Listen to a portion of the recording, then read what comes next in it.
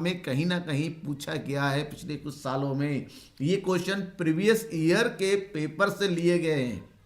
मतलब इस 15 क्वेश्चन को छाटने के लिए मुझे काफ़ी मेहनत करनी पड़ी। मेहनत करने के बाद आपके लिए लेके आया हूं ताकि आपको कहीं पर भी किसी भी तरह का कोई दिक्कत ना हो आगे आने वाले। आप ये भी नहीं कह सकते सर ये आएंगे ये नहीं आएंगे। ये क्वेश्चन बेटा आ चुका है। कुशाग्र, गुड इवनिंग कुशाग्र, फिनोमिना, हाय, हेलो। तो ये 15 क्वेश्चन ऑलरेडी पूछे जा चुके हैं बोर्ड एग्जाम में पिछले कुछ सालों में, और रिपीटेड क्वेश्चन है क्योंकि क्वेश्चन तो बहुत सारे पूछे गए हैं, लेकिन कुछ क्वेश्चन ऐसे होते हैं जो रिपीट होते हैं, रिपीट एंड रिपीट। तो ऐसे कौन कौन से क्वेश्चन है 15, इन सभी क्वेश्चन को मैं आज की इस क्लास में बताऊंगा। आपको जुड़े रहना है पूरे 1 घंटा 7 से लेकर 8 बजे तक, ताकि आपको ये 15 के 15 क्वेश्चन, केवल क्वेश्चन ही नहीं बताना है, क्योंकि बहुत सारे मैंने देखा है कि लोग क्वेश्चन ही बताते हैं। सर नितिन शर्मा, कल मेरा सीए फाउंडेशन का लास्ट एग्जाम है, best of luck Nitin Sharma, आपका पेपर अच्छा हो। तो जब हम केवल क्वेश्चन की बात करेंगे तो मेरा जो कॉन्सेप्ट है वो थोड़ा अलग है बाकी सबसे। कॉन्सेप्ट मेरा ये है कि आपको क्वेश्चन ही नहीं पता होना चाहिए, साथ ही साथ उन क्वेश्चन के आंसर भी पता होने चाहिए कि आंसर को कैसे लिखना है, कितना लिखना है, और आंसर को लिखने का तरीका कैसे होना चाहिए, ये सब देने का मेरा है।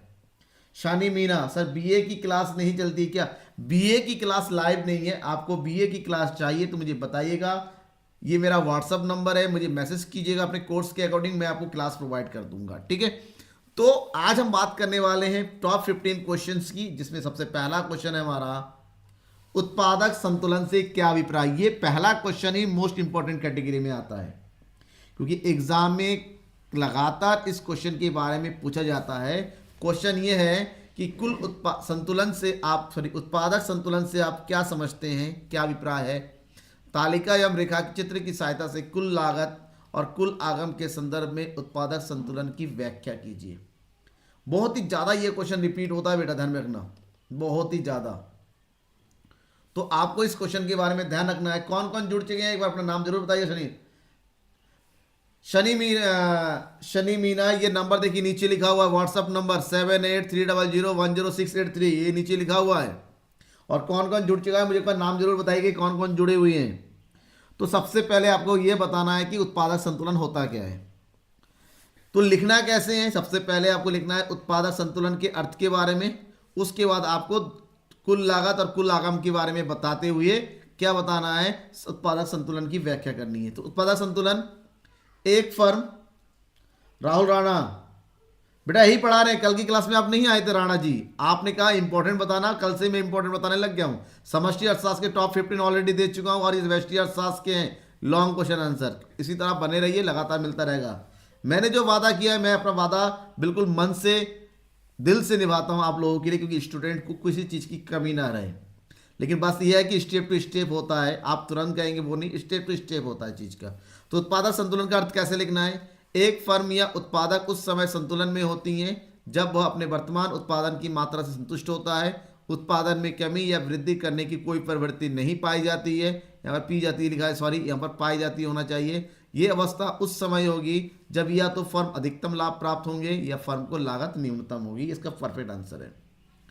आप इसके बारे में बताना है कि कुल लागत और कुल आगम से कैसे होता है, तो कुल आय तथा कुल लागत के दृष्टिकोण से। जिस बिंदु पर कुल आय और कुल लागत में अंतर अधिकतम होता है, उस बिंदु पर उत्पादक संतुलित होता है। मोहम्मद अरमान, गुड इवनिंग, कैसे हैं आप। इस प्रकार कुल आय कुल लागत की अधिकता का लाभ कहता है कि लाभ मतलब एक ऐसा बिंदु जहां पर लाभ सबसे अधिक होता है, और लाभ तब ज्ञात किया जाता है जब कुल आगम माइनस कुल लागत होता है, यानी कि TR minus TC equal to profit होता है। और जहां प्रॉफिट सबसे अधिक होता है, हर बिंदु में सबसे अधिक प्रॉफिट जहां पर होता है, वही उत्पादक संतुलन की स्थिति में आता है। हेमा गौरंगा, जय हिंद हेमा गौरंगा। राहुल राणा, बेटा तो आपका कॉन्सेप्ट पहले आपने कहा सर इंपॉर्टेंट बताइए, हर एक चैप्टर के इंपॉर्टेंट छाट के लेके आ रहा हूं, और आप पूछ रहे हैं कि कौन कौन से चैप्टर है जिसको, बेटा चैप्टर सारे इंपॉर्टेंट है। टोटल 12 चैप्टर है आपके, हर चैप्टर से कुछ ना कुछ क्वेश्चन आपसे पूछे जाते हैं। कौन कौन से चैप्टर हमें ज्यादा पढ़ने चाहिए इसकी डिस्कशन हम थोड़ी देर बाद में कर लेते हैं, पहले इन क्वेश्चन को कंप्लीट करके। लॉन्ग क्वेश्चन है, टाइम ज्यादा चाहिए। मैं हर एक पॉइंट समझाने की कोशिश करता हूं कि पॉइंट क्वेश्चन के आंसर में कुछ छूटे ना। तो यहां पर हो गया। आगे बढ़ते हैं कि आपसे कहा गया है डायग्राम के साथ बताना है, तो डायग्राम बना दीजिए। पूर्ण प्रतियोगिता की स्थिति में एक फर्म दी गई कीमत पर वस्तु की कितनी मात्रा का उत्पादन कर सकती है, क्योंकि पूर्ण प्रतियोगिता में फर्म प्राप्तकर्ता और कीमत मात्रा नियोजक होती है। पूर्ण प्रतियोगिता में कुल आगम वक्र दाएं से बाएं चढ़ती, देखिए ये पूर्ण प्रतियोगिता में आगम की वस्तु की कीमतें समान होती हैं, तो इसे आगम ऊपर की ओर चढ़ता रहता है, लेकिन जो लागत है पहले वो कम होता है फिर ऊपर की ओर बढ़ता जाता है। ऐसे में बिंदु के और एन पर अधिकतम लाभ की प्राप्ति होती है, तो इसी को बोलते हैं अधिकतम लाभ बिंदु यानी कि संतुलन बिंदु। और ये होता है सम विच्छेद बिंदु, एक ऐसी बिंदु जहां पर कुल लागत और कुल आगम आपस में बराबर, क्योंकि पूछा जा सकता है सम विच्छेद बिंदु क्या है, एक ऐसा बिंदु जहां पर कुल लागत और कुल आगम आपस में बराबर हो। ये पहला क्वेश्चन हो गया। क्वेश्चन नंबर 2, घटती सीमांत उपयोगिता के नियम को बताइए। घटती सीमांत नियम को दूसरे तरीके से बता कि ह्रासमान सीमांत नियम को, ठीक है, ह्रासमान सीमांत उपयोगिता का नियम, ये कई नामों से पूछा जा सकता है। तो घटती सीमांत उपयोगिता का नियम सज्जित Sunar, Zoya Sukhen. Okay Zoya, good evening Zoya ji, कैसी हैं आप? आगे बढ़ते हैं। तो घटती सीमांत उपयोगिता का नियम क्या है? टॉप सेकंड क्वेश्चन है आज की इस क्लास का, और ये क्वेश्चन बहुत ही ज्यादा रिपीटेड है, बहुत ही ज्यादा होता है। इसका मतलब इसको आप most and most important question की कैटेगरी में रख सकते हैं। Mister Zuber good evening. Rahul Rana आप लगातार लाइव क्लास, मैं लाइव आता हूं बेटा 7 बजे से 8 बजे तक, ये आपने लाइव ही पढ़ रहा हूं मैं बेटा। राहुल राणा।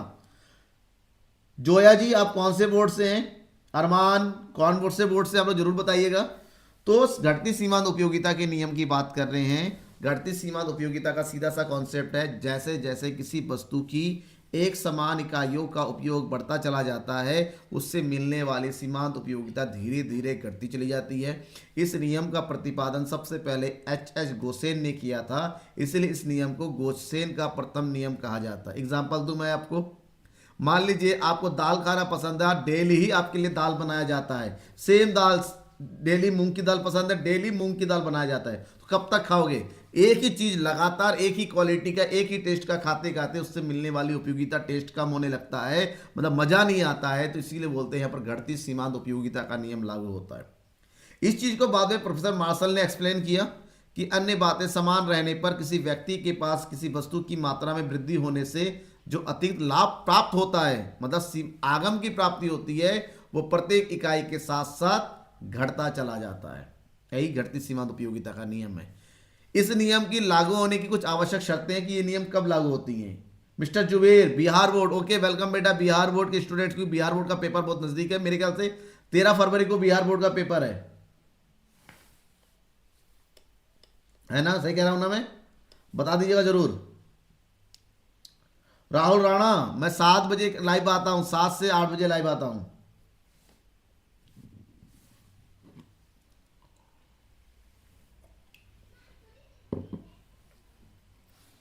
चलिए आप बात करते हैं घटती सीमांत उपयोगिता का नियम लागू कब होता है। उपभोग की जाने वाली वस्तु की सभी इकाइयां गुण और परिणाम में एक, यानी कि जितने भी इकाइयां हैं वस्तु की जिसका यूज किया जाता है वो सभी एक जैसी होनी चाहिए। उपभोग लगातार और निरंतर क्रम में होना चाहिए। वस्तु की इकाइयों का आकार पर्याप्त होना चाहिए, कम या ज़्यादा ना हो। उपभोक्ता के व्यवहार में कोई परिवर्तन नहीं होना चाहिए, और साथ ही उपभोक्ता की आय रुचि, जब भी आप घटती सीमांत उपयोगिता के नियम के बारे में लिखेंगे तो उसके ये शर्तें भी जरूर लिखना है कि ये कब लागू होता है, क्योंकि इन सब चीज़ों के अभाव में अगर मान लीजिए आप गोलगप्पा खा रहे हैं, उसका टेस्ट बदल गया, एक बार मीठा एक बार खट्टा एक बार नमकीन खाते रहेंगे, तो हो सकता है आपकी सीमांत उपयोगिता का नियम लागू नहीं होगा, क्योंकि हर बार आपको अलग प्रकार की संतुष्टि का अनुभव होगा। जोया शौकीन आप यूपी बोर्ड से, ठीक है वेलकम बेटा। मिस्टर मोहम्मद अरमान बिहार बोर्ड से, ठीक है। ऑब्जेक्टिव का लाइव मैं मंडे का आऊंगा। ऑब्जेक्टिव आप पूछ रहे हैं ना, मंडे को ऑब्जेक्ट की बात करेंगे, मंडे 7 बजे, ठीक है। ऑब्जेक्टिव बात करेंगे, फाइनल हो गया कि आज लॉन्ग फिर ऑब्जेक्टिव फिर शॉर्ट क्वेश्चन की बात करेंगे। तो ये हो गया आपका सेकंड क्वेश्चन की बात। और यहाँ पर डायग्राम बनाना है। डायग्राम में अपने देखेंगे सीमांत उपयोगिता हमेशा धीरे धीरे उपभोग के साथ साथ हमारी घटती चली जाती है। एक समय आता है कि ये माइनस में हो जाता है। सनी मीणा राजस्थान बोर्ड से, okay welcome Rajasthan board. Rajasthan board का सैंपल पेपर मैं संडे को अपलोड करने वाला हूं। मीणा जी तैयार रहिएगा, संडे को राजस्थान बोर्ड का सैंपल पेपर अपलोड होगा। चलिए हम बात करते हैं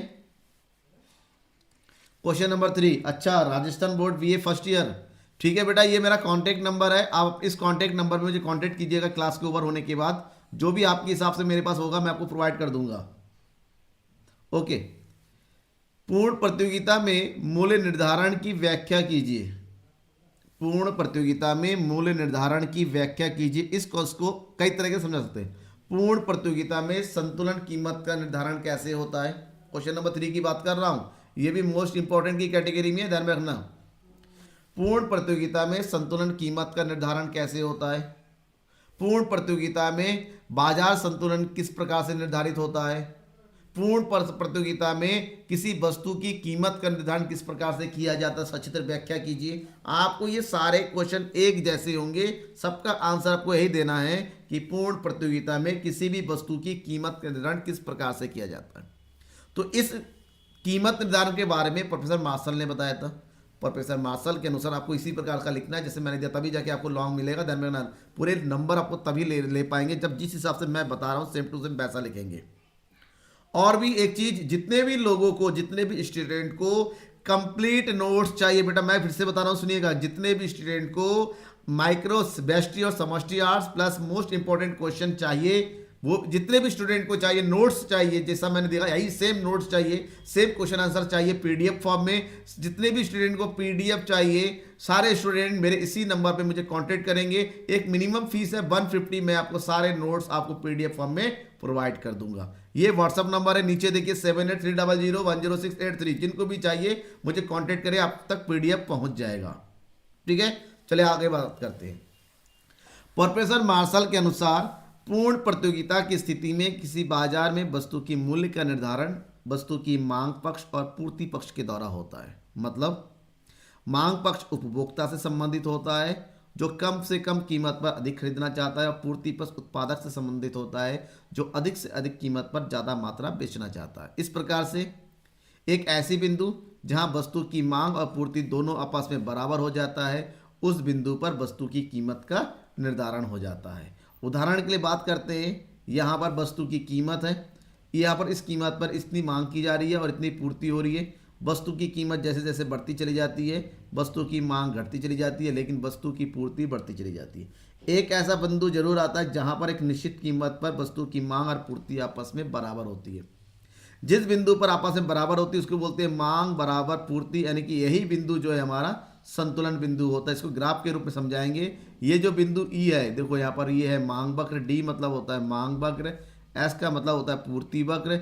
बिंदु ई पर दोनों बराबर है, तो यहीं पर निर्धारित कीमत, ये जो ओपी है, ओपी यानी कि 6 रुपये, ये हमारा संतुलन कीमत निर्धारित हुआ। और इस 6 रुपये में ओ क्यू इतनी ही मात्रा का सप्लाई या मांग हो सकती है। तो इसी को बोलते हैं संतुलन कीमत का निर्धारण की स्थिति। मोहम्मद अरमान, ओके सर, सवाल इसमें ही करा दूं थोड़े, क्या कहना चाहते हैं राहुल राणा जी आप? बेटा ये सब कुछ आपको होगा थोड़ा, राहुल राणा, जो चीज आपको बताया जा रहा है, राहुल राणा जी मेरा रिक्वेस्ट है, जो क्वेश्चन मैं आपको दे रहा हूं पहले उसको पढ़ लो।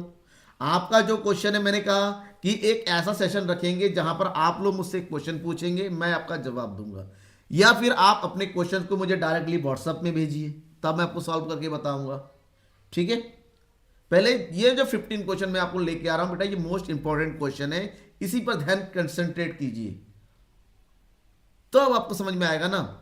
मैं पढ़ा आपको कुछ और रहा हूं, आप क्वेश्चन किसी और टॉपिक पे पढ़ रहे हो, तो कैसे समझ में आएगा। अब बात करते हैं मोस्ट इंपॉर्टेंट क्वेश्चन नंबर 4, बाजार से क्या आशा है, प्रतियोगिता के आधार पर बाजार का वर्गीकरण कीजिए। TP, MP, AP, okay Rahul Rana, मैं आपको टीपी, एपी और एमपी से रिलेटेड वीडियो और कॉन्सेप्ट प्रोवाइड कर दूंगा, मुझे कांटेक्ट कीजिए मेरे व्हाट्सएप नंबर पे डायरेक्टली। तो बाजार से क्या आशा है, प्रतियोगिता के आधार पर बाजार कितने प्रकार का होता है। सबसे पहला काम आपको बाजार का अर्थ लिखना है। मैंने बड़ा डिटेल से दे रखा है, इतना डिटेल से लंबा चौड़ा ना भी लिखें कोई फर्क नहीं पड़ता है, आपको याद हो जाना चाहिए। बाजार का अर्थ, अर्थव्यवस्था में बाजार वह संपूर्ण क्षेत्र होता है जिसमें क्रेता और विक्रेता किसी वस्तु विशेष की क्रय विक्रय हेतु निकट संपर्क में आते हैं और वस्तु का क्रय विक्रय होता है। यहाँ पर वस्तु की एक निश्चित कीमत पर क्रय विक्रय होता है। बाजार के अर्थ को प्रोफेसर क्रूनो ने अपने शब्दों में लिखा है, बाजार शब्द किसी स्थान से नहीं लिया जाता जहाँ पर वस्तु खरीदी या बेची जाती है, जबकि बाजार का अर्थ उस समस्त क्षेत्र से होता है जिसमें क्रेता विक्रेता एक दूसरे के साथ इतने निकट संपर्क में होते हैं कि एक वस्तु की कीमत सरलतापूर्वक शीघ्रता से समान होने की प्रवृत्ति पाई जाती है। मतलब बाजार जहाँ पर क्रेता और विक्रेता होते हैं, एक वस्तु होता है उसका क्रय विक्रय होता है निश्चित कीमत पर, चाहे वो ठेली वाला हो, चाहे वो रेहड़ी वाला हो, चाहे वो ऑनलाइन हो, चाहे कोई बड़ा मार्केट हो, चाहे शॉपिंग मॉल हो, चाहे रोड पे बैठने वाला कोई आदमी हो, या अपने घर में किसी दोस्त, कोई भी अगर किसी वस्तु का क्रय विक्रय हो रहा है तो वो बाजार है। तो प्रतियोगिता के आधार पर बाजार के 3 रूपों में बांटा गया है, पूर्ण प्रतियोगिता बाजार, एकाधिकार बाजार और एकाधिकारी प्रतियोगिता बाजार। सबसे पहले पूर्ण प्रतियोगिता की बात करते हैं। पूर्ण प्रतियोगिता एक ऐसा बाजार होता है जहां पर क्रेता और विक्रेताओं के बीच पूर्ण प्रतियोगिता पाई जाती है।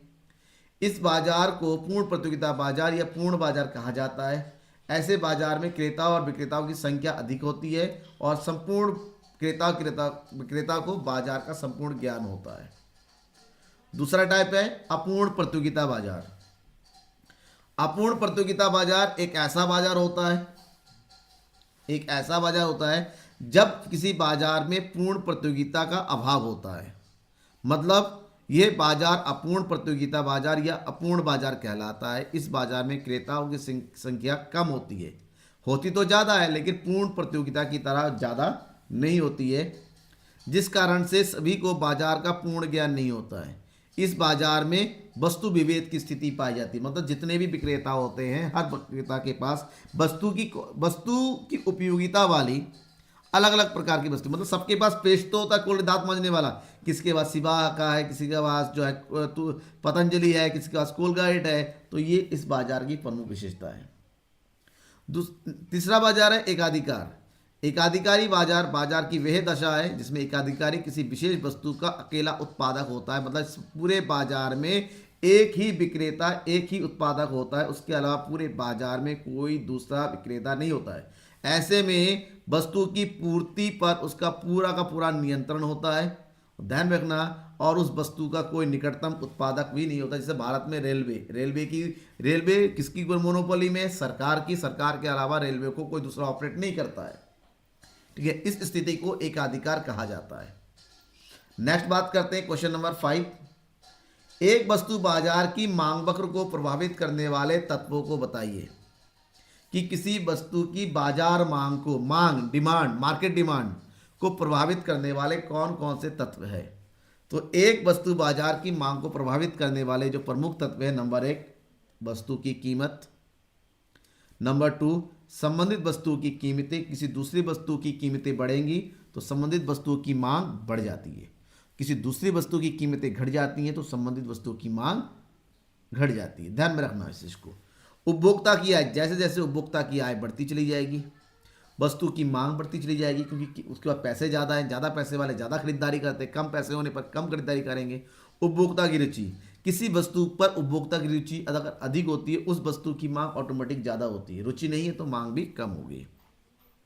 इसके अलावा ऋतु में परिवर्तन होगा। ठंड के मौसम में ठंड के कपड़े यानी गर्म कपड़ों की मांग बढ़ जाती है, गर्म के मौसम में टी शर्ट वाइट कपड़ों की मांग बढ़ जाती है। जनसंख्या में परिवर्तन होने से जहाँ जनसंख्या बढ़ने लगती है वहाँ पर मांग बढ़ेगी, जनसंख्या घटने पर मांग भी घट जाएगी। तो ये कुछ कारण है जहाँ पर बाजार की मांग प्रभावित होती है। नेक्स्ट क्वेश्चन है आर्थिक समस्या क्या है, यह क्यों उत्पन्न होती है। आर्थिक समस्या ध्यान रखना, अर्थव्यवस्था में उत्पादन के साधन सीमित और लोगों की आवश्यकताएं असीमित होती है। सीमित साधनों के विभिन्न विकल्प मौजूद होते हैं और उन विकल्पों के सर्वश्रेष्ठ विकल्प का, क्योंकि सीमित साधनों के जितने भी विकल्प हैं उन विकल्पों से हम अपनी कई तरीके की आवश्यकताओं की पूर्ति कर सकते हैं, लेकिन उन विकल्पों में से हमें सर्वश्रेष्ठ आवश्यकता की पूर्ति करने के लिए सर्वश्रेष्ठ विकल्प का चुनाव करना पड़ता है और इसी को चुनाव की समस्या का नाम दिया जाता है और इसी चुनाव की समस्या को ही आर्थिक समस्या का नाम जाता है, यानी कि यही आर्थिक समस्या है। क्वेश्चन है यह क्यों उत्पन्न होती है, यानी कि आर्थिक समस्याओं के उत्पन्न होने के कारण। आर्थिक समस्याओं के उत्पन्न होने के प्रमुखता 5 कारण है। नंबर 1, लोगों की आवश्यकताएं असीमित होती है। भाई किस किस की आवश्यकता की पूर्ति करोगे, पॉसिबल नहीं है। आप देखो ना, आपकी जरूरतें 1000 है, पैसे कितने कम है। तो दूसरी है लोगों की आवश्यकता में अंतर होना। चलो ठीक है, पैसे है तो कौन सी आवश्यकता की पूर्ति पहले करोगे, क्योंकि लोगों की आवश्यकताएं अलग अलग होती हैं। संसाधन सीमित होते, संसाधन मतलब पैसे, रुपया, पैसे, धन, इनकम, आय कम होते, सीमित में मात्रा में होते हैं। और सीमित साधनों के भी कई सारे, क्योंकि जो भी हमारे पास रुपया उसको कई तरीके से, कई प्रकार से हम यूज़ कर सकते हैं। और लास्ट में है सर्वश्रेष्ठ विकल्प का चयन करना अपने आप में समस्या है कि हम अपनी आवश्यकता की पूर्ति के लिए कौन से विकल्प पर ध्यान दें। यही तो सबसे बड़ी है। जैसे मार्केट में 100 रुपये लेके जाएंगे, 100 रुपये से आप बहुत सारी चीज़ें खरीद सकते हैं, लेकिन किस चीज़ को खरीदना है, यही तो हमारे मेन प्रॉब्लम है कि कौन सी सब्जी भाई 100 रुपये में खरीदूं, यही दिक्कत होती है। और इसी को बोलते हैं क्या चीज़, आर्थिक समस्या। क्वेश्चन नंबर 7, टॉप 7 है, उपभोक्ता संतुलन से आप क्या समझते हैं। भाई कोई उत्तराखंड बोर्ड का तो नहीं यहाँ पर, अगर कोई उत्तराखंड बोर्ड के है तो आप लिख लो, 100% ये क्वेश्चन आने वाला है। उपभोक्ता संतुलन से आप क्या समझते हैं, उपभोक्ता संतुलन की मान्यताएं और दशाएं स्पष्ट कीजिए। उपभोक्ता संतुलन एक ऐसी स्थिति होती है जिसमें एक उपभोक्ता अपनी आय को किसी वस्तु पर इस प्रकार से व्यय करता है कि उसकी संतुष्टि अधिकतम हो जाती है। मतलब जब आप किसी वस्तु पर पैसे लगाते हैं, राकेश सिदार हेलो कैसे हैं आप, बड़े दिन बाद आए हैं। तो जब कोई उपभोक्ता किसी वस्तु पर व्यय करता है, वो चाहता है उसकी तुलना में मिलने वाली उपयोगिता है, संतुष्टि है, वो ज़्यादा हो। अगर वो ज़्यादा उपयोगिता की प्राप्ति कर रहा है मतलब उपभोक्ता संतुलन की स्थिति है। यस हेमा कुरंगा जी लिख लीजिए, राहुल राणा लिख लीजिए बेटा, ये क्वेश्चन राहुल राणा, हेमा कुरंगा आपके बोर्ड के लिए इंपॉर्टेंट है, मोस्ट इंपॉर्टेंट क्वेश्चन है ये, ठीक है ना। आपको हेमा कुरंगा आपको पता होगा कि कल भी मैंने 3-4 क्वेश्चन बताए थे जो उत्तराखंड बोर्ड के हिसाब से है, और ये क्वेश्चन भी उत्तराखंड बोर्ड के हिसाब से बहुत ही ज़्यादा इंपॉर्टेंट है। लास्ट ईयर नहीं आया था तो इस साल आने की गारंटी इसकी बढ़ जाती है, क्योंकि क्वेश्चन लगातार पूछा जाता है। तो मतलब साफ है, एक उपभोक्ता संतुलन से अभिप्राय अधिकतम संतुष्टि के बिंदु से जब एक उपभोक्ता अपनी दी हुई आय को विभिन्न वस्तुओं पर व्यय करता है, मतलब जब व्यय की तुलना में संतुष्टि ज़्यादा होती है, उसको उपभोक्ता संतुलन कहते हैं। हाँ राकेश सिद्धार्थ जी आप कल नहीं आए थे, अब आपको मैं बहुत मिस कर रहा था, कल की राजेश सिद्धार्थ नहीं आए थे। तो उपभोक्ता संतुलन की मान्यताएं क्या होती हैं। उपभोक्ता, सबसे पहला उपभोक्ता विवेकशील होना चाहिए, वो दी हुई परिस्थिति में अपनी संतुष्टि को अधिकतम करने का प्रयास करता हुआ होता है। उपभोक्ता की आय में परिवर्तन नहीं होना चाहिए, उपभोक्ता की रुचि, आदत आदि में भी परिवर्तन नहीं होनी चाहिए। अगर इसमें परिवर्तन होगा तो संतुष्टि का स्तर भी बदल जाएगा। उपभोक्ता अपनी आय उन दो वस्तुओं पर व्यय करता है जो एक दूसरे के प्रतिस्थापक हो। किसी वस्तु की अधिक मात्रा सदैव उपभोक्ता को अधिक संतुष्टि प्रदान करती है, ध्यान रखना। हाँ थोड़ा जल्दी स्टार्ट कर देता हूँ, रात ज़्यादा होती है, ठंड के मौसम में बहुत दिक्कत हो जाती है, ठीक है ना। 7 बजे से 8 बजे तक की क्लास में पहले 8 से शुरू करता था, अब 7 बजे शुरू करने लगा हूँ। कोशिश करो क्लास ज्वाइन करने की 7 बजे। उपभोक्ता संतुलन की दशाएं।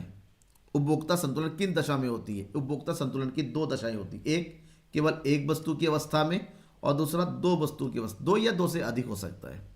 अगर एक ही वस्तु है तो वो एक उपभोक्ता उस समय संतुलन में होता है जब वस्तु की कीमत उसकी सीमांत उपयोगिता के मौद्रिक मूल्य के बराबर हो जाए, और 2 वस्तु की स्थिति में जब वस्तु X पर किया गया खर्चा वस्तु Y पर किए गए खर्चे के सीमांत उपयोगिता के बराबर होता है। तो ये 2 दशाएं होती हैं जहां पर उपभोक्ता संतुलन की स्थिति में होता है।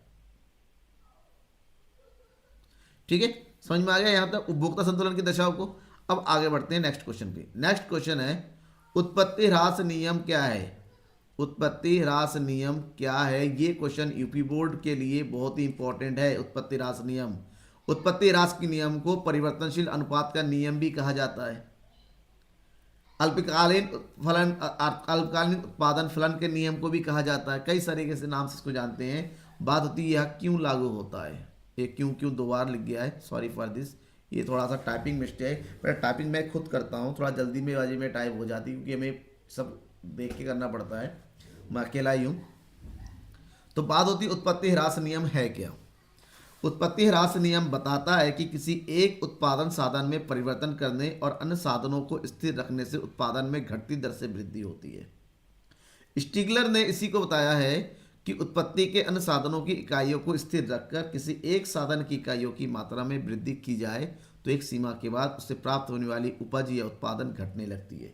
मतलब एक समय तो उत्पादन में वृद्धि होगी, स्थिर होने के बाद फिर कम होने लगती है। इस नियम के अनुसार परिवर्तनशील साधनों की इकाइयों में वृद्धि करने से उत्पादन पहले घटती दर से वृद्धि होती है, फिर ये स्थिर हो जाती है, अंत में कुल उत्पादन कम होने लगती है। आपको ये एग्जाम्पल के साथ बताना होगा। जैसे एग्जाम्पल दिया, देखिए यहाँ पर आपके सामने परिवर्तनशील साधन की मात्रा बढ़ रही है, वस्तु की उत्पादन में वृद्धि हो रही है, औसत उत्पादन भी हमारी बढ़ रही है, फिर एक समय के बाद ये कम होने लगती है, और सीमांत उत्पादन भी बढ़ती है, फिर एक समय के बाद कम होती है, फिर जीरो होती है। जब सीमांत उत्पादन हमारा बढ़ रहा हो उसको बोलते हैं प्रथम अवस्था। जब उत्पादन सीमांत उत्पादन कम होने लगता है उसको बोलते हैं सेकेंड, और जब ये माइनस में होता है उसको बोलते हैं थर्ड अवस्था।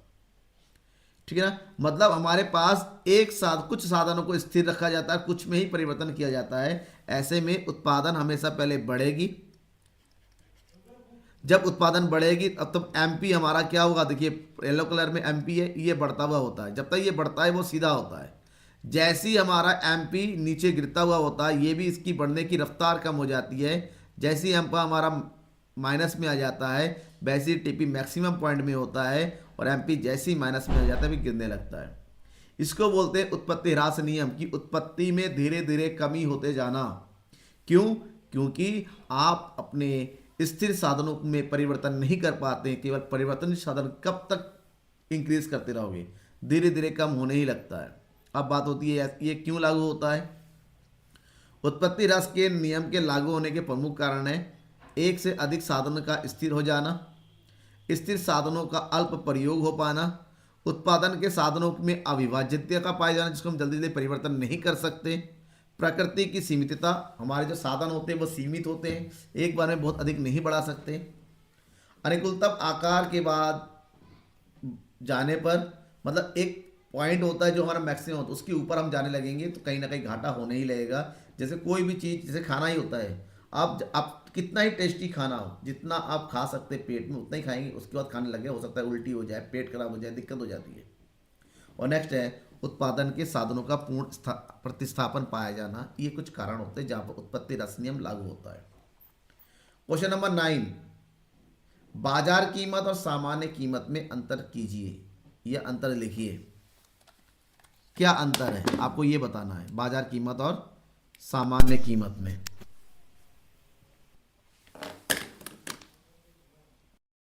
तो जब हम प्रमुख अंतरों की बात करते हैं तो बाजार कीमत क्या आता है और यहाँ पर सामान्य कीमत क्या होता है, इन सब चीजों के बारे में आपको थोड़ा सा पढ़ना पड़ेगा। ठीक है। और कैसे पढ़ेंगे और क्या जानेंगे, अंतरों को जब बताएंगे ना, पॉइंट टू पॉइंट अंतर होना चाहिए बेटा, ध्यान में रखना। तो सबसे पहला पॉइंट, समय। बाजार कीमत एक अल्पकालीन कीमत होती है और सामान्य कीमत दीर्घकालीन कीमत होती है, क्योंकि ये दीर्घकाल में लागू होता है और ये अल्पकाल में होता है, समय के साथ साथ परिवर्तित होता रहता है। परिवर्तन, बाजार कीमत बाजार की गतिविधियों के कारण परिवर्तित होती रहती है, क्योंकि ये अल्पकालीन होता है।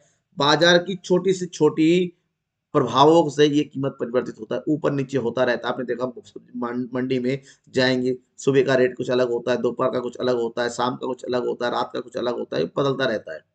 जबकि सामान्य कीमत स्थिर होती है। बाजार कीमत का निर्धारण मांग का प्रमुख हाथ होता है, जबकि सामान्य कीमत में पूर्ति तत्वों का अधिक हाथ होता है। राकेश सीधा 8 बजे अच्छा लगता है, और कोई कुछ कह रहे हैं 8 बजे की क्लास, बेटा 8 बजे की क्लास, चलो कोशिश करता हूँ 8 बजे। नेक्स्ट है उत्पादन लागत। बाजार कीमत में उत्पादन लागत कम या ज्यादा हो सकती है, जबकि सामान्य कीमत में उत्पादन लागत की हमेशा उत्पादन लागत और कीमत बराबर बराबर होती है। साहू स्टूडियो सर 8 बजे क्लास लेना, ठीक है, कोशिश करते हैं 8 बजे नेक्स्ट टाइम। वस्तु की प्रकृति, बाजार कीमत दोबारा उत्पन्न की जाने वाली और दोबारा उत्पन्न ना की जाने वाली दोनों प्रकार की वस्तु पर लागू होती है, जबकि सामान्य कीमत केवल पुनः उत्पादन करने वाली वस्तु पर लागू होता है। बाजार कीमत बाजार में वास्तव में प्रचलित होती है, लेकिन सामान्य कीमत एक काल्पनिक धारणा है जिसके आसपास सामान्य कीमत भटकती है। इसका मतलब ये होता है, अगर बाजार की कीमत कुछ इतनी है, स्थिर रहती है, तो ऐसे में सॉरी, अगर वस्तु की सामान्य कीमत ये स्थिर रहती है तो बाजार कीमत उसके आसपास में कभी ऊपर कभी नीचे कभी ऊपर कभी इस तरह से मंडराती रहेगी, सांप की तरह गिरती डोलती रहती है। ठीक है, नेक्स्ट क्वेश्चन, क्वेश्चन नंबर 10 की बात करते हैं। क्वेश्चन नंबर 10, मांग की लोच से आप क्या समझते हैं?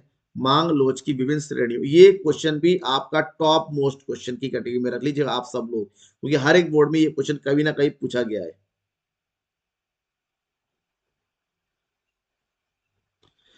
राहुल राणा, थोड़ा लिखने का भी होता है बेटा, क्या चीज समझ में नहीं, आप किसकी बात कर रहे हो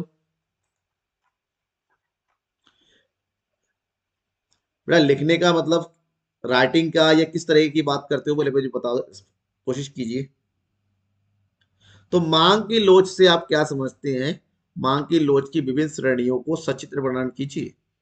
सबसे पहले तो मांग की लोच का अर्थ लिखना है। वस्तु की कीमत में होने वाले प्रतिशत परिवर्तन के कारण वस्तु की मांग की मात्रा में होने वाले प्रतिशत परिवर्तन के बीच आनुपातिक संबंध को मांग की कीमत लोच कहा जाता है। मतलब वस्तु की कीमत में अगर परिवर्तन होता है तो वस्तु की मांग की मात्रा में परिवर्तन होता है, और इन दोनों के संबंध को ही मांग की लोच कहते हैं। मांग की लोच की प्रमुखता 5 श्रेणियां हैं। नंबर 1, सापेक्षता लोचदार मांग। ये एक ऐसी स्थिति होती है जहां पर कीमत में परिवर्तन की तुलना में वस्तु की मांग में परिवर्तन अधिक होता है। और चित्र में देखिएगा, यहाँ पर चित्र बना हुआ है कुछ इस तरह से कि मांग में परिवर्तन, कीमत में परिवर्तन हो रहा है यहाँ इतना, और मांग में परिवर्तन होता है उसकी तुलना में ज्यादा।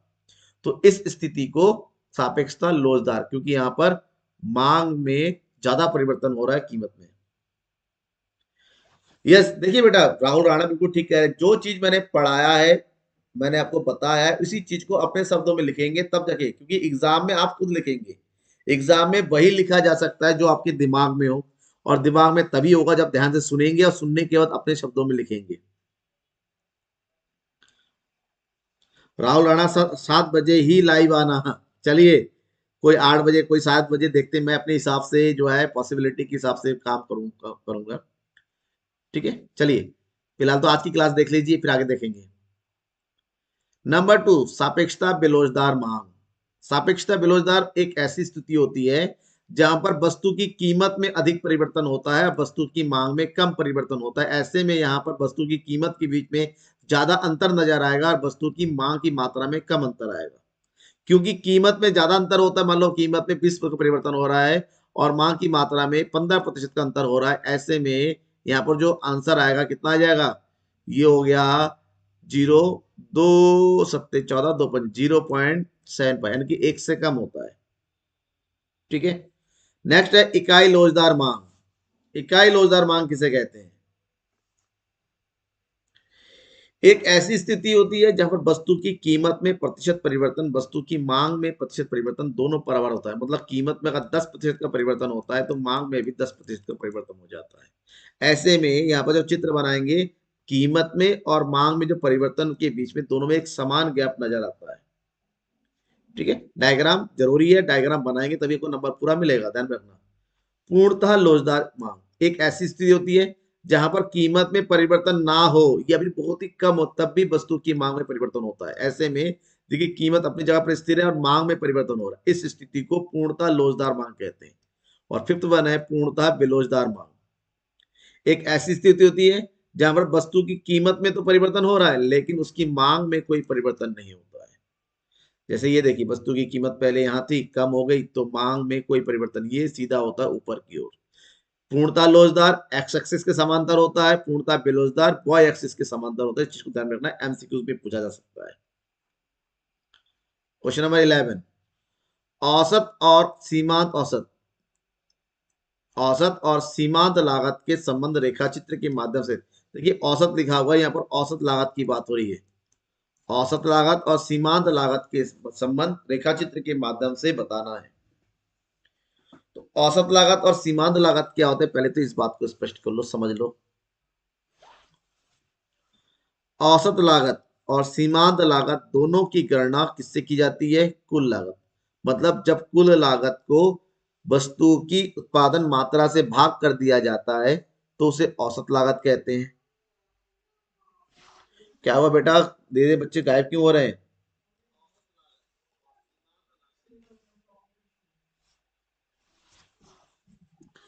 तो जबकि सीमांत लागत की गणना कुल लागत में परिवर्तन और कुल मात्रा में परिवर्तन के अनुपात को बोलते हैं। तो ऐसे में ये पहला संबंध तो ये होगी कि दोनों की गणना कुल लागत से की जाती है। दूसरा, जब औसत लागत वक्र गिरता है तो सीमांत लागत वक्र एक सीमा तक गिरता है, किंतु एक अवस्था के बाद सीमांत लागत जैसे औसत लागत गिर रहा है, ये औसत लागत गिर रहा है, तो फिर सीमांत लागत भी गिरेगा इस तरह से। ठीक है, यहाँ पर एमसी से एसी ऊपर होता है, ये ज्यादा होता है, ये एमसी होता है ज्यादा। उसके बाद औसत लागत न्यूनतम होती है, ये औसत लागत हमारी न्यूनतम हो गई, ये वाला पोजीशन हो गया। और वहीं पर सीमांत लागत औसत वक्र को नीचे से काटता है, इस तरह से नीचे से काटता हुआ चला जाएगा, ये ऊपर की ओर, ये हो गया सीमांत लागत और ये हो गया हमारा औसत लागत। ये वक्र बनाना क्या, ठीक है ना, ये वाला पॉइंट। तो ऐसे में इस वाले पॉइंट में औसत लागत और सीमांत लागत दोनों बराबर है, और उसके बाद औसत लागत जब बढ़ता है तो सीमांत लागत उससे तेज गति से बढ़ता है, जहां पर सीमांत लागत ज्यादा है, औसत लागत कम है। ठीक है, ये स्थिति है और ये तीनों के बीच में, दोनों के बीच में प्रमुख संबंध है। नेक्स्ट क्वेश्चन की बात करते हैं, बहुत ही इंपॉर्टेंट है, कई बार एग्जाम में पूछा गया है। एकाधिकार और एकाधिकारी प्रतियोगिता बाजार में अंतर बताना है कि एकाधिकार बाजार में क्या अंतर है और एकाधिकारी प्रतियोगिता बाजार में क्या अंतर है। बेटा समझ में आ रहा है ना आप लोगों को? कोई डाउट वगैरह किसी तरह का जरूर बताइएगा, किसी भी तरह का कोई डाउट आपको अगर लगता है कि है तो अपने डाउट जरूर बताइएगा। आपको लगता है कि कोई क्वेश्चन इंपॉर्टेंट है, वो इस यहाँ पर शामिल होना चाहिए, वो भी बताइएगा, क्योंकि वो भी मैं आपको लाइव क्लास में सारा मैंने बता रखा है आप लोगों को पहले कि आपके जो भी डाउट्स है वो मेरे व्हाट्सएप नंबर पे मुझे भेजिएगा, उसको भी मैं लाइव क्लास में इंक्लूड करूंगा। एकाधिकार और एकाधिकारी प्रतियोगिता बाजार में अंतरों को जब भी आप बताएं, बेसिकली आधार के साथ ही बताएं। वैसे तो कंपलसरी नहीं है कि आधार बताना ही बताना है, लेकिन अगर बताते हैं तो मजा आ जाता है और आपके मार्क्स अच्छे मिलते हैं, पूरे मिलने के चांस होते हैं। वस्तु की प्रकृति, एकाधिकार में एक ही प्रकार की वस्तु होती, उसका कोई निकटतम स्थानापन्न नहीं होता, मतलब उससे मिलती जुलती किसी प्रकार का कोई वस्तु नहीं होता है। जबकि एकाधिकार प्रतियोगिता में सभी फर्में निकटतम प्रतिस्थापन का उत्पादन करती, मतलब वस्तु की उपयोगिता सेम है,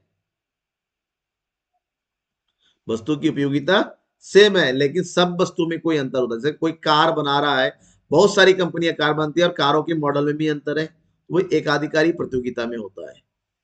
एकाधिकार में फर्मों की संख्या, इस स्थिति में केवल एक ही उत्पादक होता है, जबकि यहां पर उत्पादकों की संख्या अधिक होती है। तो फर्म और उद्योग में संबंध की बात करते हैं, एकाधिकार में फर्म ही उद्योग है, उद्योग ही फर्म है, दोनों एक ही है।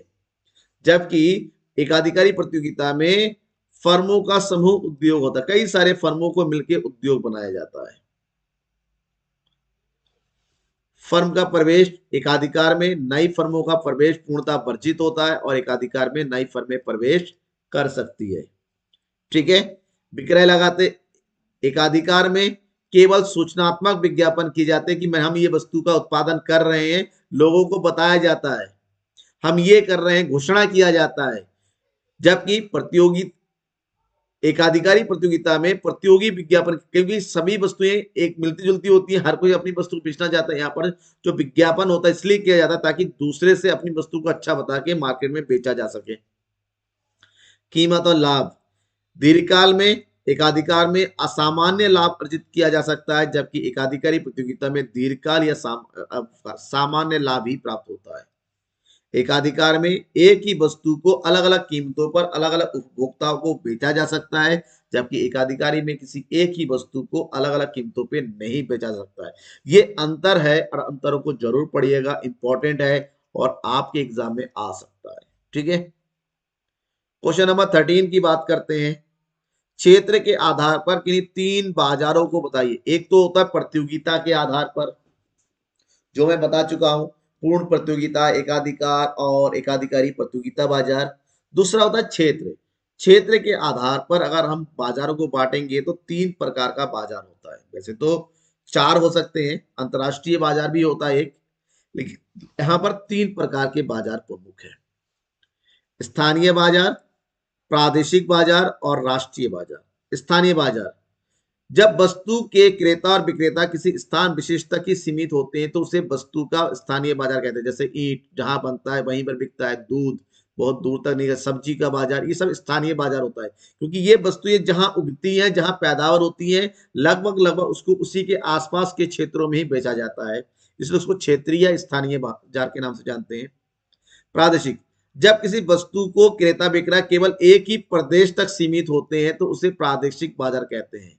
जैसे राजस्थान की पगड़ी, तो पगड़ी राजस्थान में ही पहनी जाती है, इसके अलावा कहीं दूसरी जगह नहीं। लाख की चूड़ियां राजस्थान में ही पहनी जाती है, तो राजस्थान तक ही सीमित है। तो मतलब ऐसे, जैसे पहाड़ी टोपियां पहाड़ी लोग ही पहनते हैं, पहाड़ तक, पहाड़ से बाहर नहीं जाते हैं उत्तराखंड तक। तो ऐसी चीजें जो एक प्रदेश विशेष में प्रचलित होती हैं उसे हम प्रादेशिक बाजार कहते हैं। जबकि राष्ट्रीय बाजार का मतलब होता है ऐसी वस्तु जो पूरे राष्ट्र में जिसकी बिकवाली होती है, उसे राष्ट्रीय बाजार। प्याज का बाजार, कपड़ों का बाजार, या दूसरे इलेक्ट्रॉनिक्स आइटम का बाजार, ये राष्ट्रीय बाजार होता है। एक होता है अंतर्राष्ट्रीय बाजार, जो एक देश का दूसरे देश के साथ लेन देन होता है, अंतर्राष्ट्रीय स्तर पर देश, उसे अंतर्राष्ट्रीय बाजार कहते हैं। सेकंड लास्ट क्वेश्चन है आज की क्लास का, क्योंकि 15 क्वेश्चन है, 13 क्वेश्चन पढ़ चुके हैं, ये 14वां क्वेश्चन है, मोस्ट इंपॉर्टेंट। कुल आय, औसत आय एवं सीमांत आय को एक काल्पनिक तालिका की सहायता से स्पष्ट कीजिए। आपको बताना है कुल आय क्या होता है, आपको बताना है कुल औसत आगम। आय का मतलब ध्यान रखिएगा, जब आय की बात होती है, आय का मतलब आगम भी होता है, और इसी को संप्राप्ति भी कहा जाता है, संप्राप्ति भी कहा जाता है। और आपको तालिका के साथ बताना, सबसे पहले तो इनका अर्थ बता दीजिए। कुल आगम क्या है? किसी फर्म का कुल आगम वस्तु की एक इकाई कीमत तथा कुल विक्रय की गई इकाइयों के गुणनफल द्वारा प्राप्त किया जाता है। मतलब कुल आगम बराबर बिक्री की इकाइयां गुणे प्रति इकाई मूल्य। जैसे एक विक्रेता किसी वस्तु की ₹10 में बेचता है और 500 इकाइयां बेच देता है, तो कुल आगम कितना होगा? यहाँ पर कुल आगम बराबर होगा ₹10 एक वस्तु का, तो 500 के साथ बेच रहा है, तो कितना कमा रहा है वो? 5,000। ये 5,000 कुल आगम होगा। जबकि सीमांत आगम क्या होता है? जब उत्पादन या फर्म, उत्पादक या हेमा कोरंगा। सर आगम क्या होता है? हेमा कोरंगा का क्वेश्चन है, आगम क्या होता है? आगम का अर्थ समझिए।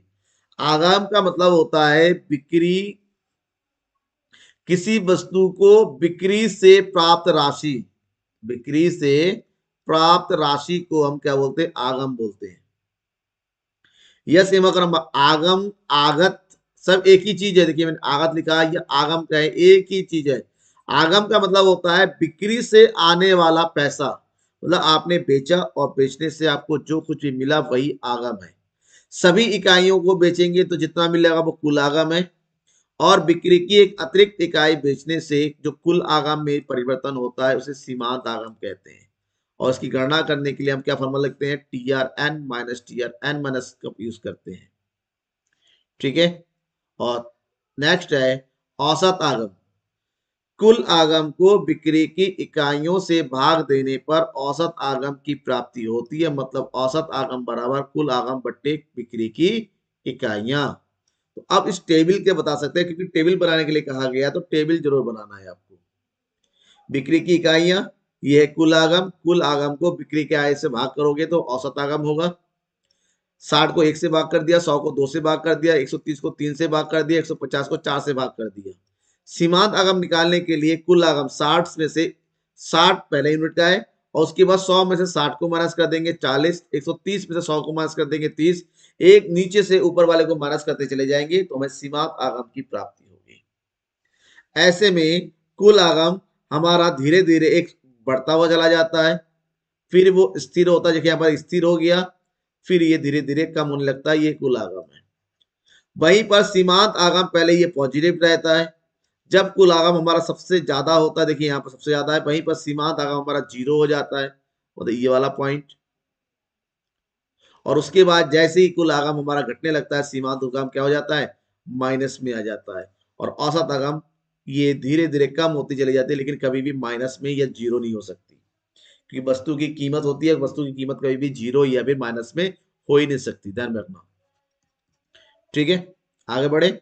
अब ये हमारा लास्ट मोस्ट इंपॉर्टेंट क्वेश्चन है, ये लास्ट क्वेश्चन है और इंपॉर्टेंट क्वेश्चन है 15।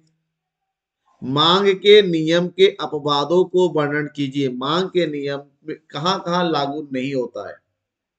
जब मांग के नियम के अपवाद मतलब मांग का नियम, जैसे मांग का नियम क्या होता है? मांग का नियम कहता है कि अन्य बातें स्थिर रहने पर वस्तु की कीमत के बढ़ने से वस्तु की मांग कम हो जाती है।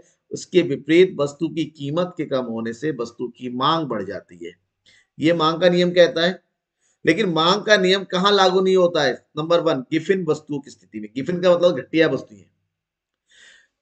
घटिया वस्तु ऐसी वस्तु होती है अगर उसकी कीमतें कम हो जाए तो उसकी मांग और कम हो जाती है। घटिया वस्तु की कीमतें कम होने का मतलब और घटिया हो रही है। ठीक है, तो और घटिया वस्तु की कीमतें बढ़ जाएंगी मतलब वस्तु की स्थिति अच्छी हो रही है तभी महंगा हो रहा है और उसकी मांग बढ़ जाएगी। इसलिए यहाँ पर मांग का नियम लागू नहीं होता, ये मांग का उल्टा नियम लागू होता है, उल्टा होता है ये।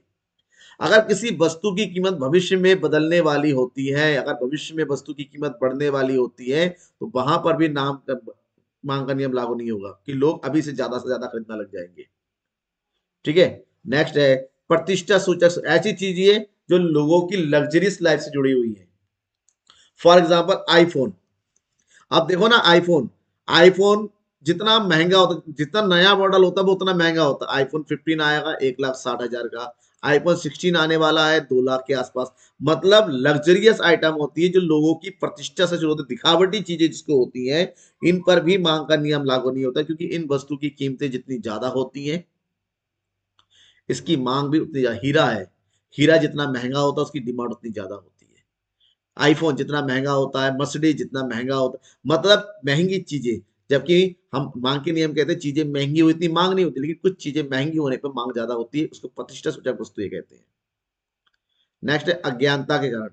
जब कुछ लोगों को वस्तु की कीमतों के बारे में पता नहीं होता है और कीमतें कम होने पर ये समझते हैं वो घटिया है, तो ऐसे में उपभोक्ताओं की अज्ञानता यानी कि उपभोक्ताओं को कीमतों के बारे में पता ना होना, वस्तुओं की बारे में पता ना होना भी मांग करें। क्योंकि जब लोग वस्तुओं को नहीं देखते हैं या कीमत को नहीं देखते, जाते खरीद के लेके आ जाते हैं। बेसिकली ये जो है पुरुषों के साथ होता है, मैन के साथ होते हैं, आदमियों के साथ। वो दुकान में जाते हैं, भाई ये कितने का? सामने वाला कहता है 300 का, कह रहा है ठीक है भैया 300 का 280 में लो, दे रहा है। तो सामने वाला कहता है यार ठीक है, क्योंकि वो सामान मुश्किल से 150 रुपए का है, वो 280 में बेच दे रहा है।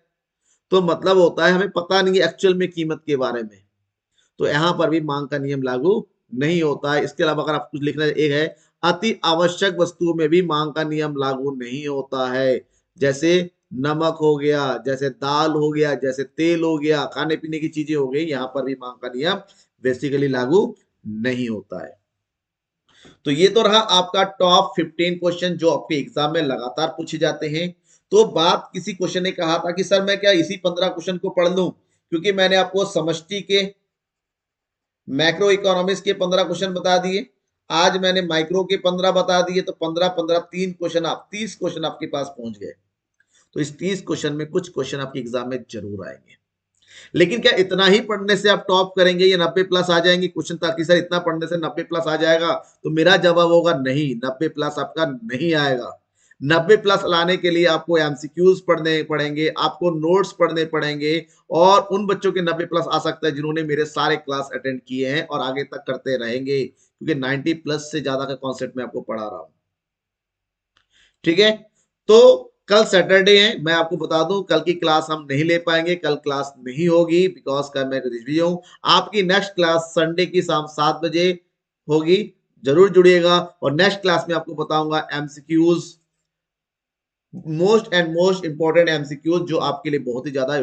बिहार बोर्ड के जो जरूरी है स्टूडेंट से ध्यान रखिएगा, आपके लिए तो बहुत जरूरी है, क्योंकि बिहार बोर्ड में, पूरे भारत के अगर बोर्ड की बात करते हो, बिहार बोर्ड ऐसा बोर्ड है जहां पर एग्जाम में 100 एमसीक्यूज पूछे जाते हैं। आप सबको पता होना, जितने बोर्ड है में सुनिएगा, बिहार बोर्ड में 100 एमसीक्यूज पूछे जाते हैं जिसमें से केवल 50 क्वेश्चन ही सॉल्व करने होते हैं। मतलब इससे आसान क्या हो सकता है कि 50 100 क्वेश्चन, उसमें 50 ही सॉल्व करने हैं एमसीक्यूज, 50% सॉल्व करने होते हैं। तो बिहार बोर्ड वाले तो जरूर